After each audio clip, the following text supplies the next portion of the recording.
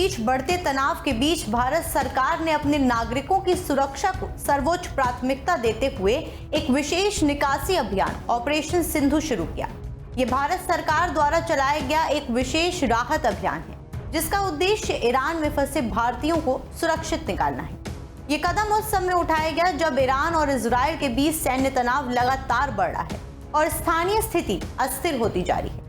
विदेश मंत्रालय ने घोषणा की कि इस अभियान के तहत उत्तरी ईरान से 110 भारतीय छात्रों को सफलतापूर्वक निकालकर आर्मेनिया पहुंचाया गया, जहां से उन्हें विशेष विमान के माध्यम से भारत लाया गया। नमस्कार, आप देख रहे हैं डेली 24 भारत। मैं हूं आपके साथ अदिति। भारत सरकार ने ईरान में फंसे भारतीय छात्रों को निकालने के लिए ऑपरेशन सिंधु चलाया।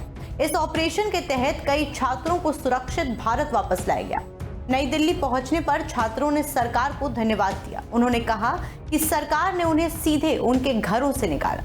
छात्रों ने ईरान के हालात को खराब बताया और कहा कि वहां लोग बहुत डरे हुए हैं।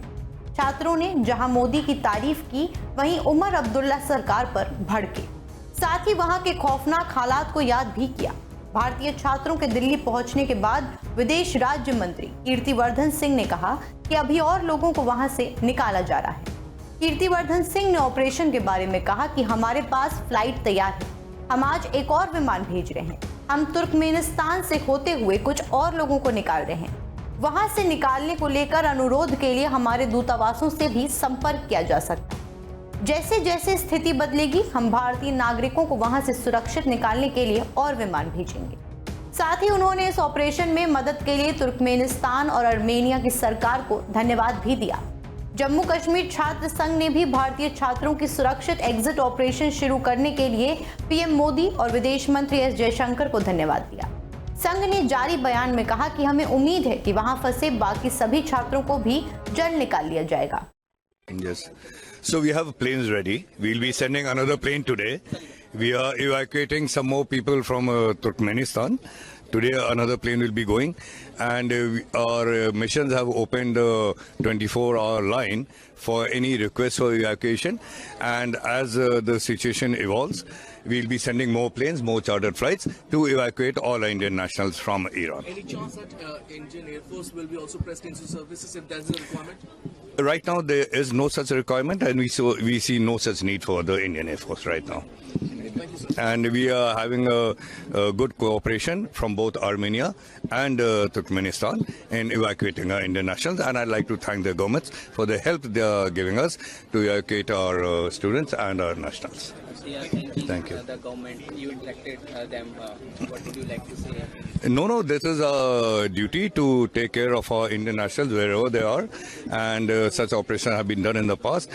Whenever there has been a crisis in any part of the globe, we have successfully carried out evacuations of all our Indian nationals, and in this case also, these are our valued students, and there are other nationals there, and we'll be doing everything possible to get them out safely back to our land.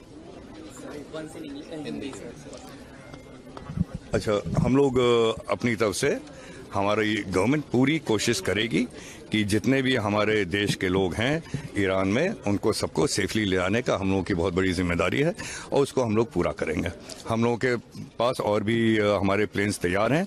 आज भी एक plane जा रहा है फिर से यहाँ Turkmenistan, वहाँ से अपने इंडियन नेशनल्स को लाने के लिए, और जैसे जैसे हमारे ये नंबर्स और रिक्वेस्ट आया करेंगी, हम यहाँ से चार्टर्ड फ्लाइट्स भेजा करेंगे अपने नेशनल्स को वापस लाने के लिए। अभी आज 110 हमारे लोग आ रहे हैं। आज दिन में भी और फ्री फ्लाइट आ रही है, जिसमें हमारे मिशन के भी कुछ लोग आ रहे हैं। हम लोगों के पास करीब 350 से अधिक रिक्वेस्ट आ गई हैं, और उसके लिए जैसे जैसे रिक्वेस्ट हम लोग की आती जाएंगी, हम लोग उनको इवैक्यूएट करता करेंगे। कोई हिंदी में भी वही सवाल है कि फ्यूचर में किसी और तरह की कोई रिक्वायरमेंट नहीं, एयरफोर्स या इस तरह की? नहीं, हम लोगों को अभी एयरफोर्स की कोई ऐसी रिक्वायरमेंट नहीं है। सेफ एयर स्पेस से हम लोग अपने नेशनल्स को ला रहे हैं। हम लोग की फ्लाइट जो ओपन एयर स्पेस है, जो सेफ एयर स्पेस है, उधर से आ रही है। आपको बता दें कि ईरान में 4000 से ज्यादा भारतीय नागरिक रहते हैं, जिनमें से आधे छात्र हैं। ज्यादा छात्र जम्मू कश्मीर से हैं और मेडिकल और दूसरे व्यावसायिक पाठ्यक्रमों में नामांकित। विदेश मंत्रालय के अनुसार भारतीय छात्रों की पहली उड़ान येरेवल से ज्वाइंट नॉट्स अंतर्राष्ट्रीय हवाई अड्डे से रवाना हो चुकी है और आज 19 जून की सुबह भारत पहुंच चुकी है। ये पहली बार नहीं है जब भारत सरकार ने युद्ध क्षेत्रों में फंसे भारतीयों को वापस लाने के लिए विशेष निकासी अभियान शुरू किया। साल 2023 में भारत सरकार ने ऑपरेशन अजय शुरू किया, जिसका उद्देश्य हमास के साथ युद्ध के दौरान इजराइल में फंसे भारतीयों को वापस लाना था। इसी तरह का एक अभियान ऑपरेशन गंगा 2022 में यूक्रेन से भारतीय छात्रों को वापस लाने के लिए शुरू किया गया था। यह अभियान रूस यूक्रेन युद्ध छिड़ने के बाद शुरू हुआ। इस ऑपरेशन से भारत सरकार ने स्पष्ट किया कि वो विदेशों में रहने वाले भारतीय नागरिकों की सुरक्षा को सर्वोच्च प्राथमिकता देते हैं। ईरान में स्थिति बिगड़ने के कारण भारत ने नागरिकों को सुरक्षित क्षेत्रों में स्थानांतरित करने और बाद में उपयुक्त अवसरों पर निकालने की रणनीति बनाई है। भारत सरकार ने ईरान और आर्मेनिया की सरकारों का इस निकासी अभियान में सहयोग देने के लिए आभार व्यक्त किया। वहीं आपको बता दें कि इजराइल और ईरान के बीच जारी जंग का आज 7वां दिन है। जैसे जैसे दिन बीत रहे, दोनों देशों के बीच जंग भीषण होती जा रही है। बुधवार को इजराइल ने तेहरान पर जबरदस्त अटैक किया। इजराइल के 50 से ज्यादा लड़ाकू विमानों ने ईरान की राजधानी तेहरान पर भारी बमबारी। इजराइल की एयरफोर्स ने तेहरान और उसके पास कराज में ईरान की न्यूक्लियर साइट को निशाना बनाया। इन दोनों ही न्यूक्लियर फैसिलिटीज में ईरान यूरेनियम एनरिचमेंट से महत्वपूर्ण होने वाली सेफ्टी यूजर बनाता है। इजरायली सेना ने दावा किया कि 25 फाइटर जेट ने ईरान के वेस्टर्न सिटी करमनशाह से ईरान के 5 अटैक हेलीकॉप्टर्स को बर्बाद कर दिया।